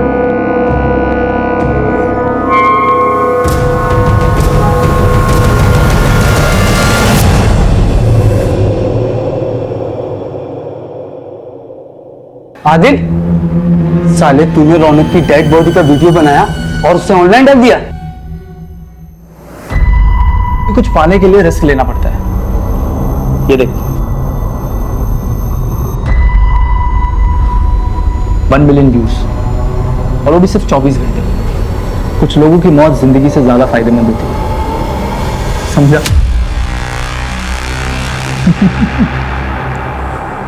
मामला एक सोशल मीडिया से जुड़े सेलिब्रिटी का, इसलिए हमने इंटरनेट से रौनक शर्मा से जुड़ी छोटी सी छोटी इंफॉर्मेशन जमा करनी शुरू की। एक इंसान से पूछताछ की। मैडम, एक लड़की के चक्कर में मेरा झगड़ा हुआ था, जिसके सेटलमेंट के लिए सुजीत और हरीश मुझ पर जोर डाल रहे थे। आखिरी बार समझा रहा हूँ, समझ जा, वरना और भी तरीके हैं हमारे पास। क्या चल रहे भाई तो अपना काम करना, तू क्यों आ रहा बीच में हमारे? इसलिए आ रहा हूँ क्योंकि ये जिम का मेंबर है, और जहाँ तू हरकतें कर रहा है ना, ये जिम का कैंपस है, समझा?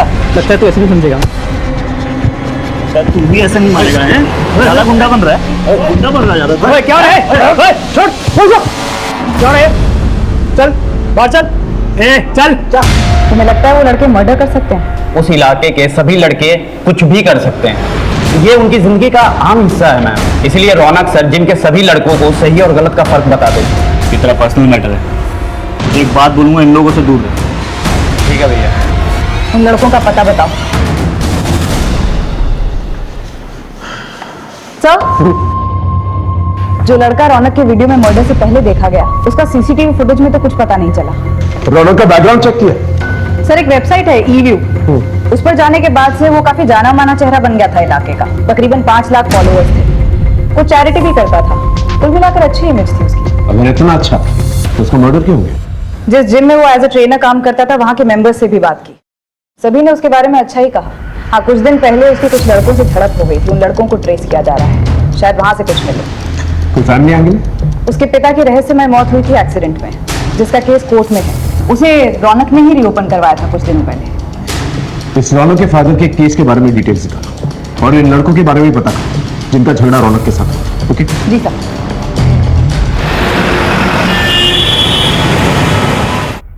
सर,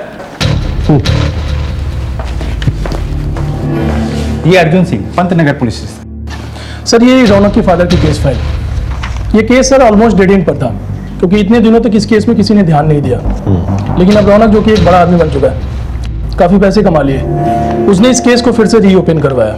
और उसका यह मानना है कि उसके फादर का एक्सीडेंट नहीं हुआ था, उनकी हत्या की गई थी, और हत्या की इस साजिश में उसके सगे चाचा अमर शर्मा इन्वॉल्व थे। इस बात पे लड़ाई हुई थी रौनक से? मैम, हम तो सिर्फ अपना झगड़ा सुलझाने के लिए गए थे बस मैडम, लेकिन ये रौनक हमें ही ज्ञान देने लगा और शराफत की पाठ पढ़ाने लगा मैडम। और तुमने उसे मौत का पाठ पढ़ा दिया? नहीं मैडम, नहीं, हमने उसे नहीं मारा है मैडम। वो तो थोड़ा फेमस था मैडम, तो सिर्फ हम अपनी धाक जमाने के लिए उसे पंगा लिए मैडम, और कुछ नहीं मैडम। इन दोनों की डिटेल्स नोट करो, और तुम दोनों रोज थाने में आकर हाजिरी दोगे जब तक केस नहीं क्लोज हो जाता। एक भी दिन गायब रहे तो अंदर कर देंगे, समझे? जी। हेलो जी सर। सर, मैं अभी पड़ोसियों से अमर की इंफॉर्मेशन लेती हूँ। अमर, रौनक का चाचा? अरे मैडम, वो यहीं पास में ही तो रहता है। रौनक के पापा के देहांत के बाद जैसे उसकी लॉटरी ही लग गई, सब कुछ उसके हिसाब से हुआ। उल्टा सीधा बंटवारा कर लिया और बीवी बच्चों को लेकर अलग हो गया। और फिर जब रौनक का नाम हो गया तो फिर घुसने लगा। अपने मतलब के लिए कुछ भी करेगा वो।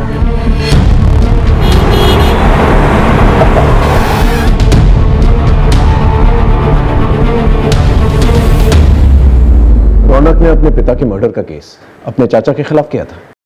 जी सर, दरअसल दोनों के बीच में संबंध ठीक नहीं थे। रौनक अपना केस वापस ले लेगा। रौनक, माफी मांगो अपने चाचा जी से। माफी? और इनसे? इनको तो मैं पापा के मर्डर केस में जेल भिजवाऊंगा। आप देखते जाओ मैं क्या करता हूँ आपके साथ। चल चल भिजवा जेल मुझे तू। साले 6 महीने पहले तेरी 2 कौड़ी तक की औकात नहीं थी। औकात तो मत पता। औकात से मत जाना। अरे तुम पैसे कमा लिए, 4 लोग तुझे जाने लगे, जेल भिजवाएगा मुझे। अब तो जेल भिजवा के दिखा मुझे, मैं भी देखता हूँ तू क्या करता है। आपको क्या लगता है कि वाकई में अमर ने आपके पति को मरवाया था? सर अब जो होना था वो तो हो गया। रौनक के बाबा एक्सीडेंट में मारे गए। इतने सालों बाद हमारी जिंदगी पटरी पर आई थी। मैं बिल्कुल भी नहीं चाहती थी कि रौनक गड़े मुद्दे उखाड़े और अपना भविष्य खराब करे। और किसी से कोई दुश्मनी? सर रौनक भैया अपने काम से काम रखते थे। कॉलेज की पढ़ाई के बाद जिम और जिम से सीधा घर। रौनक कॉलेज में पढ़ाई कर रहा था इस उम्र में? जी मैम, पैसों की तंगी की वजह से वो पढ़ नहीं पाया था, इसीलिए वो पढ़ना चाहता था। पर उसे वीडियो बनाने का बहुत शौक था। और इन वीडियोस की वजह से काफी जल्दी वो रिच और फेमस हो गया था। कोई ऐसा शख्स हो जो रौनक की तरक्की से चलता, या उस वीडियोस की वजह से उसका कोई दुश्मन? सर कुछ पक्का तो नहीं कह सकते, पर रौनक भैया का एक फ्रेंड था आदिल, वो उन्हीं के साथ वीडियोस बनाते थे, उनका पार्टनर था वो। किसी कोई तस्वीर वगैरह है तुम्हारे पास? हाँ सर, वीडियो है सर। मैं गोरा, तू गोरी, तो ये बच्चे कैसे काला? ये दोनों अलग क्यों हैं? ये तो पता नहीं सर, पर रौनक भैया बहुत जल्दी फेमस हो गए थे और आदिल पीछे रह गया था, और इन दिनों इन दोनों के बीच में कुछ बातचीत भी नहीं होती थी सर। ठीक, थैंक यू।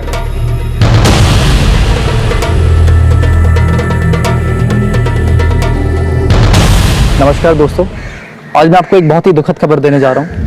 हमारे ईवीओ ऐप के सुपरस्टार रौनक शर्मा अब हमारे बीच नहीं रहे। उनकी किसी ने गोली मारकर हत्या कर दी। आप सबसे निवेदन करता हूँ कि रौनक को श्रद्धांजलि देने के लिए इस वीडियो को ज़्यादा से ज़्यादा शेयर करें और लाइक करें। सर इस वीडियो को अपलोड करने के बाद आदिल के फॉलोअर्स और व्यूअरशिप काफी बढ़ गई। ये वीडियो इसी के प्रोफाइल से अपलोड हुआ था। ये वहाँ कर क्या रहा था सर? उस ईवी वेबसाइट से उस लड़के के बारे में पता चला जो उस मॉडल स्पॉट पे देखा गया था? नहीं सर, उस वेबसाइट का पूरा डेटा छान मारा। उस लड़के ने रौनक के किसी भी वीडियो पर ना ही कभी कोई कमेंट किया है, ना ही कभी कोई लाइक। स्ट्रेंज। ये अपने आप को रौनक का फैन बताता है, और ना ही उसने एक वीडियो पे लाइक किया है, ना ही कमेंट। ये किस किस्म का फैन है? एक काम करो, उस मोबाइल से जो तस्वीर मिली है वो सब जगह सर्कुलेट हो सकता है कोई लोकल। अभी फिलहाल हमारे पास 2 लीड्स हैं, एक रौनक का चाचा अमर और दूसरा उसका पार्टनर आदिल। इन दोनों से पूछना चाहिए। नेकी कर और दरिया में डाल वाली बात हो गई सर। इतना कुछ किया मैंने रौनक और उसके परिवार के लिए, फिर भी रौनक ने मुझ पे मेरे भाई की हत्या का आरोप लगा दिया। इनको तो मैं पापा के मर्डर केस में जेल भिजवाऊंगा। आप देखते जाओ मैं क्या करता हूँ आपके साथ। आरोप लगाने की वजह थी उसके पास। ये रहे प्रॉपर्टी पेपर्स। ये अजीब बंटवारा है। 3 बंगले आपके नाम पर और एक छोटा सा घर उनके नाम पर। सर ये मेरे ही कमाई के घर है, और बंटवारे में मुझे भी एक ही घर मिला था। झूठ मत बोलो। ये रहे फैक्ट्री के लेजर। ये जो मेहनत की कमाई तुम अपना बता रहे हो ना, ये सारी की सारी मेहनत की कमाई तुम्हारे भाई की है। ये फैक्ट्री उसने खड़ी की थी, लेकिन उसकी मौत के बाद इस कंपनी पे तुमने कब्जा कर लिया, और रौनक और उसकी फैमिली को एक ढीला तक नहीं दिया। क्या ये वजह काफी नहीं है? सर अब जिसको जो समझना है वो समझे। रौनक पहले मुझे अपने पिता का हत्यारा समझता था, और अब मुझे आप रौनक का हत्यारा मान रहे हैं। मुझे किसी को कोई सफाई नहीं मिली। हाँ, अगर कोई आपके पास सबूत है तो बात कीजिए सर। लोग जलती चिता पे रोटी सेक लेते हैं। रौनक की मौत के वीडियो को वायरल करके काफी पॉपुलर हुए तो जीते जी तो दुश्मनी निभाई, मरने के बाद दोस्ती। सर तो उसने कौन सी दोस्ती निभाई? ईवी वीडियोस की दुनिया में मैं उसे लाया था, वरना झूठ और जिल्लत की जिंदगी जी रहा था वो। साले, झूठी गवाही देकर मेरे जीजा को अंदर करवाया। छोड़ूंगा नहीं तुझे।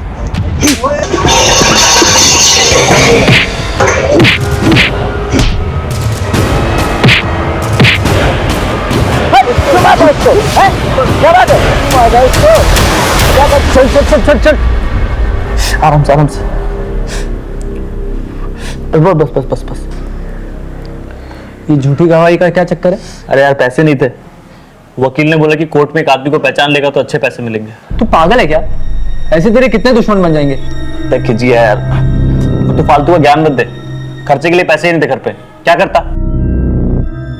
अच्छा देख मेरी बात सुन, एक वेबसाइट है ईवीयू नाम की, वहाँ वीडियो बनाने के पैसे मिलते हैं। मैं सोच रहा था करने का, तू मेरे साथ करेगा? अच्छे पैसे कमाएंगे। किस्मत हमारा साथ दे रही थी, हम रातों रात फेमस हो गए थे और पैसे भी आने लगे थे। कुछ ठीक चल रहा था सर, लेकिन पैसों को देखकर रौनक का दिमाग खराब हो गया था। तो 30 तेरा और 70 मेरा। एक मेन काम है जो परफॉर्म करने का, वो तो मैं ही करता हूँ, तो मैं ज्यादा डिजर्व करता हूँ ना यार। यार परफॉर्म तो तू तब करता है ना जब मैं लिखता हूँ। हाँ, पर मैं भी मदद करता हूँ ना तेरे लिखने में। और देख, तुझे पता ना मेरी फेस वैल्यू ज्यादा है, तो मुझे मेरी फेस वैल्यू की कीमत मिलनी चाहिए ना। ऐसा नहीं चलेगा। नहीं चलेगा मतलब बात 50-50 की हुई, तो ये जो तू दे रहा है ना, ये नहीं चलेगा। अगर ऐसी बात है ना, ये ले, ज्यादा ही दे रहा हूँ। आज से तेरे रास्ता अलग और मेरे रास्ता अलग। हमने अलग अलग वीडियोस बनाने शुरू कर दी, और क्योंकि रौनक एक परफॉर्मर था, वो सक्सेस की सीढ़ियां चढ़ता गया और लोगों ने तुम्हें भुला दिया, और उसकी सक्सेस को देख के तुम्हें बहुत जलन हुई, और जलन के मारे तुमने उसे मार दिया। सर मैं एक आर्टिस्ट हूँ, कोई खूनी नहीं। बिना सबूत के आप मुझे ब्लेम नहीं कर सकते। अगली बार सबूत के साथ ही मिलेंगे, जा सकते।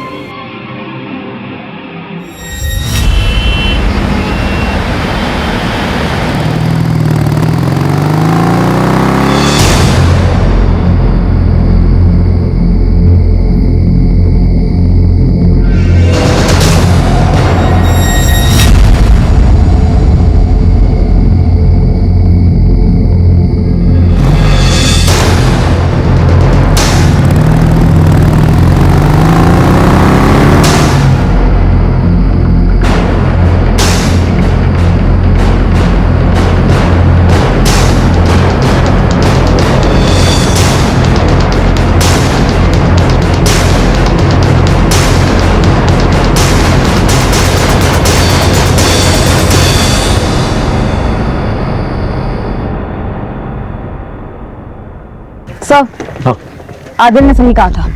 रौनक ने 8 महीने पहले कुछ 40 केसेस में गवाही दी है। अब तक इस रौनक के बारे में बड़ी बड़ी और अच्छी अच्छी बातें कर रहे थे सब, और ये कानून को चकमा दे रहा था। एक काम करो, ये सारे केसेस को दोबारा से चेक करो, हो सकता है कोई झूठी गवाही इसे महंगी पड़ गई। सर उसके कॉलेज में भी हमने चेक किया, उसका एक लड़की के साथ झगड़ा भी हुआ था।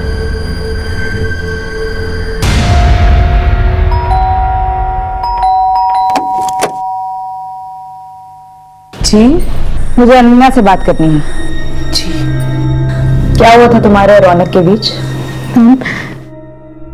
मैं उसकी फैन थी, मैं भी फिल्म सुनना चाहती थी, मैं उसके सपने देखती थी। मुझे नहीं पता था कि वो मेरे कॉलेज में एडमिशन लेगा।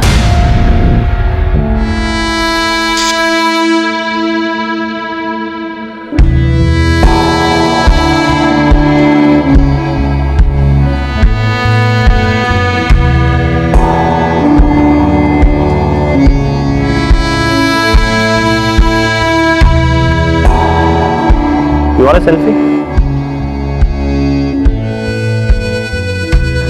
Selfie?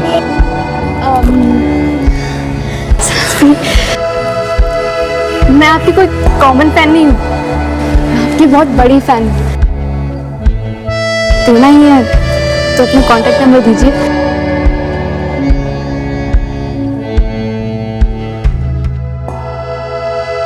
लीजिए।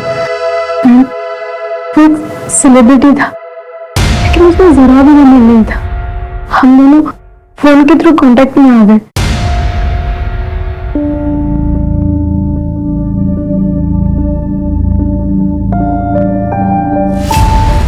जब तुम दोनों के बीच में सब कुछ ठीक था, तो कलाई काटने की नौबत क्यों आई? बस मुझे भी कुछ गलतफहमी हो गई थी।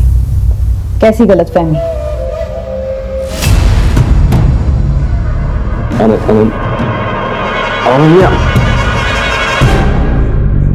देखो, मैं तुम्हें सिर्फ दोस्त की तरह मानता हूँ, तुम्हें कोई गलतफहमी हुई है। I love you. मैंने समझो, ऐसा नहीं हो सकता। मैं उससे शादी करना चाहती थी, और उससे ना सुनने के बाद मैंने अपनी जान लेने की कोशिश की। कहीं उसकी ना की वजह कोई लड़की तो नहीं थी? मुझे नहीं पता। बस कीजिए मैडम, उस रौनक की वजह से पहले ही हम बहुत बदनामी झेल चुके हैं। अब आप हमें अकेले ही छोड़ दीजिए।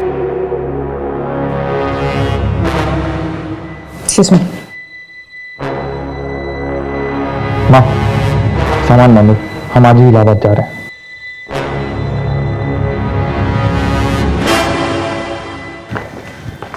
सर ये अनन्या का भाई अनुराग, इसके तो तेवर ही अलग थे। काफी चिढ़ा हुआ था ये रौनक के नाम से। तो तुम्हारे मुताबिक इस चिढ़ की वजह से रौनक की मौत हुई? कुछ कह नहीं सकते सर, सारे सीडीआर देख डाले। रौनक को कई लड़कियों के कॉल्स और मैसेजेस आते थे, लेकिन वो कभी कोई जवाब नहीं देता था। इनफैक्ट उसके फोन की गैलरी तो लड़कियों के फोटोज से भरी पड़ी है, लेकिन वो कभी कोई उल्टी सीधी हरकत नहीं करता था। अनन्या तो उसका सीधा सबूत है। इंफॉर्मेशन की इतनी लंबी लिस्ट है हमारे पास, लेकिन एक भी ढंग का लीड नहीं, और ऊपर से प्रेशर बढ़ता जा रहा है। सर, जो लड़का मर्डर स्पॉट पे देखा गया था, उस फोटो की मदद से वो ट्रेस हो गया।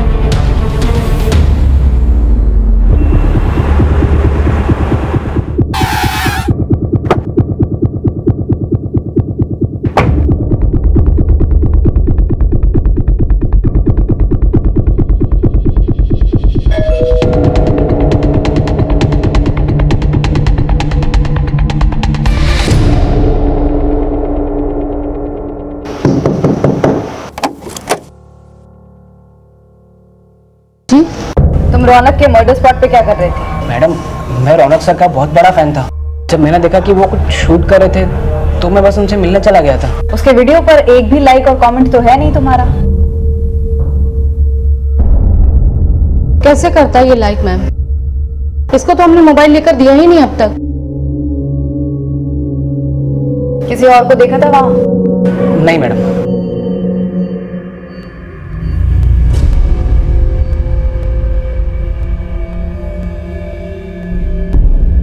शोभित। हाँ माँ। बेटा खाना खाने नीचे आ जा। हाँ आया माँ।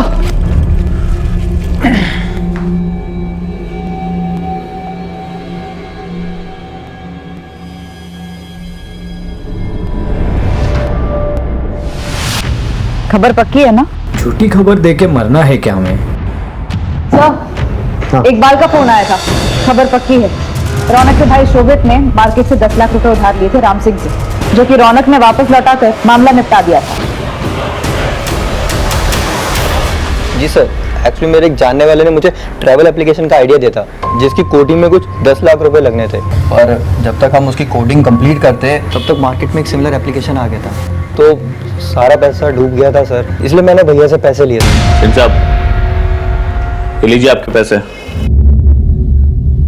गलती छोटे भाई की थी इसलिए दे रहा हूँ, और ब्याज नहीं दे पाऊंगा मैं। आप मार्केट से बहुत ज्यादा ब्याज दे रहे हैं। अरे वाह, ये कैसी बात हुई? रातों रात बंदोबस्त किया था तुम्हारे भाई के लिए, पूछ लो उससे। अब तो तुम्हारा बाप भी ब्याज देगा। बाप पे मत जा, समझा ना? सच से बात कर रहा हूँ। चलो छोड़, पैसे रख, समझो पैसे आते हो। रख पैसे अपने पास। बाप पे जाता है तो पैसा दो ऊपर से। ये बात तुमने हमसे पहले क्यों नहीं कही? सर, मुझे लगा ही नहीं कि इसकी वजह से भैया के साथ ऐसा हो सकता है। ठीक। अरे मैडम, आप ही बताइए, ये पैसा डूबने पे गुस्सा किसी नहीं आएगा, लेकिन इतना टाइम गुजरने के बाद मैं अपना गुस्सा पी गया। मैडम आप प्लीज यकीन मानिए, ये रौनक के मौत से मेरा कोई भी लेना देना नहीं है। मैं आपको और एक बात बताता हूँ, इस सारी फसाद की जड़ है ना, वो रौनक का छोटा भाई शोभित है। काम वाम तो उसने कुछ किया नहीं, सारे पैसे अय्याशी पे उड़ा दिए और मेरा पूरा नुकसान कर दिया। पुलिस देश भर में ड्यूटी निभाती है, और ऐसी ड्यूटी निभाते हुए नरोला पुलिस के एएसआई गोपाल मिश्रा ने एक खूंखार गैंगस्टर विकास का एनकाउंटर कर दिया था। उस केस की तफ्तीश में हमारे केस के तार उलझे हुए मिले, और यही उलझन इस केस को सॉल्व करने का कारण बनी। सर, ये Gopal Mishra, Narola police station. Sir, Narola के गैंगस्टर विकास साहिकिया के एनकाउंटर के बाद हमने उसकी गर्लफ्रेंड निशा से पूछताछ की थी, और उसने गैंगस्टर विकास के मुंह से रौनक का नाम सुना था, जिसके मर्डर की इन्वेस्टिगेशन आप कर रहे हैं। रौनक का एक गैंगस्टर के साथ संबंध? मैं सच कह रही हूँ सर, विकास ने तो खुद मुझे रौनक के बारे में बताया था। अरे ये तो रौनक है ना, तुम जानते हो इसे? अरे बचपन का यार है अपना, साथ में खेले हम दोनों। मुझे कब मिलवाओगे इससे? कल जा रहा हूँ ना गाजियाबाद, उसको भी वीडियो लेके आता हूँ, तो भी उसके साथ एक दो वीडियो बना ले। लेकिन गाजियाबाद पहुंचते ही विकास का एनकाउंटर हो गया, और बाद में रौनक भी मारा गया, इसलिए मैं डर के मारे छुप गई थी। सर, ये नई इन्फॉर्मेशन तो काफी चौंकाने वाली है। कहीं ये रौनक भी तो किसी गैंग वॉर का हिस्सा नहीं बन गया था? इस लीड को हम ऐसे नहीं छोड़ सकते। एक काम करो, एक एक गैंगस्टर को उठाओ, उनसे पूछताछ करो, पता करो इस विकास और रौनक के बीच में चल क्या रहा था, और इस विकास के कॉम्पिटिटर्स के बारे में पता करो। ओके? रौनक शर्मा का नाम गैंगस्टर्स से जुड़ते ही केस में एक गर्म लहर चल पड़ी। अब हमने सच्चाई का पता लगाने के लिए एक एक गैंगस्टर्स को उठाया, एक एक से सच उगलवाया।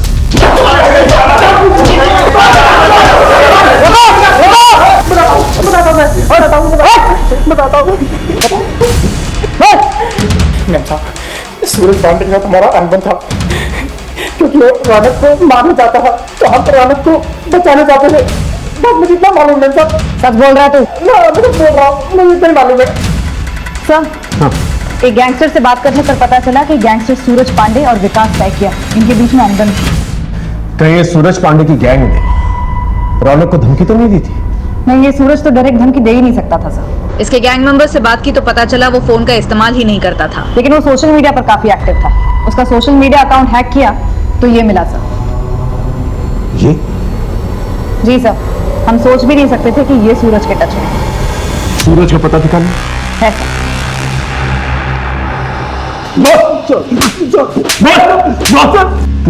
बताता हूँ सब बताता हूँ।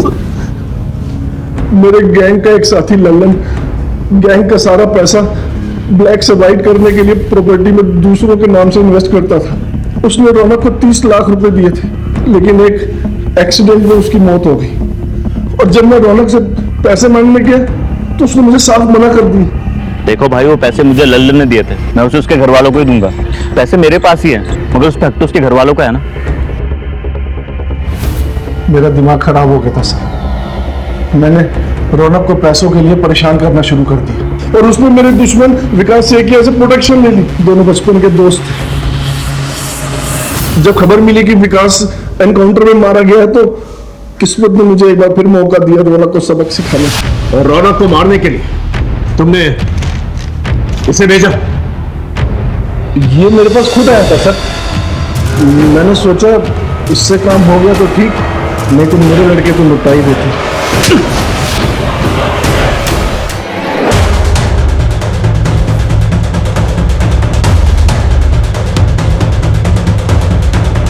इस तरह हमें यहाँ बुलाने का क्या मतलब है इंस्पेक्टर साहब? इसका जवाब तो आपका ये होनहार बेटा देगा।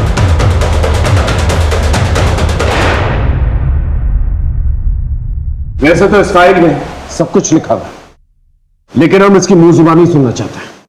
बोलो, ये सब क्यों किया? रोहित, क्योंकि रोहित ने मुझे सबके सामने पीटा था। मोहल्ले के सारे लोग मुझे फट्टू और फटीचर बुलाते थे।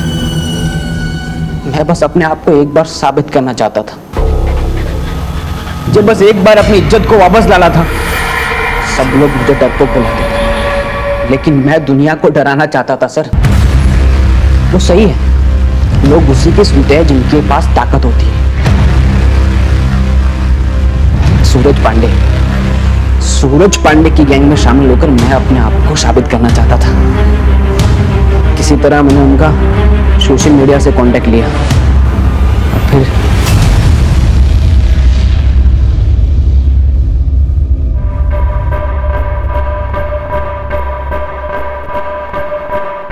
नमस्ते भाई।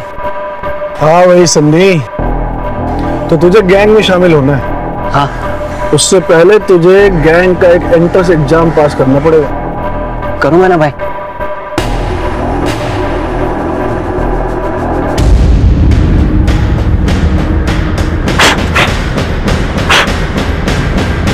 ये ले गन, एक मर्डर करना है। क्या हुआ? गन देखकर डर गया क्या? नहीं भाई, मैं करूंगा ना। शाबाश। तो चल, तेरी ओपनिंग एक हीरो से करवाता हूँ। सेलिब्रिटी को मारेगा ना तो सेलिब्रिटी किलर के नाम से फेमस हो जाएगा। चल। फिर मैंने रौनक की रैकी स्टार्ट की। जब मुझे पता चला कि वो कहीं शूट कर रहा है, तब मैं उससे मां मिलने चला गया। काफी सारे मैंने मौके ढूंढे, लेकिन मुझे कोई मौका मिल ही नहीं पाया। उसके बाद अचानक से करण पानी लेने चला गया, तो भाई पानी खत्म हो गया, मैं लेकर आता हूँ दुकान से। ठीक है सर। रोहित मुझे नहीं मिला, वरना मैं उसे भी जान से मार देता। अगर दुनिया में कुछ साबित करना ही था तो कुछ अच्छा करके करते। मर्डर करके क्या साबित हुआ? कि कोई मुझे डराएगा नहीं, सब मुझसे डरेंगे। मैडम, ये सब करके कुछ फायदा नहीं है। अगर पहले ही भाप लिया होता ना आपने इसके अंदर पनपे उस जानवर को, तो शायद आज ये दिन देखना नहीं पड़ता।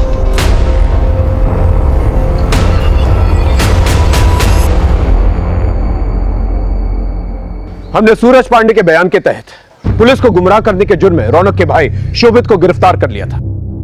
भले रौनक की मौत सोशल मीडिया की वजह से नहीं हुई थी, लेकिन इतने बड़े गैंगस्टर से टकराने का हौसला उसे सोशल मीडिया के पॉपुलैरिटी और उससे कमाए गए पैसों की वजह से आया था। हम ये नहीं कहते कि सोशल मीडिया और मैसेजिंग एप्स का इस्तेमाल ना करें, ये सब आपकी सुविधा और मनोरंजन का साधन है, लेकिन इसे अपनी जिंदगी में इतना भी हावी ना होने दें कि आप अपने आप से ही बेगाने हो जाए। रौनक ने अगर सूरज के जरिए पैसे मांगने की दस्तक अगर समझ ली होती तो आज ये हादसा नहीं होता। सनी की मां ने अगर वक्त रहते सनी को संभाल लिया तो ये नहीं, वक्त रहते संभल जाए और दस्तकों को समझे। फिर मिलेंगे एक नए केस के साथ, तब तक देखते रहिए क्राइम पेट्रोल तक, क्योंकि मकसद बताना नहीं बचाना है। जय हिंद। क्राइम पेट्रोल के ऐसे ही मजेदार एपिसोड्स देखने के लिए हमारे चैनल को सब्सक्राइब करें।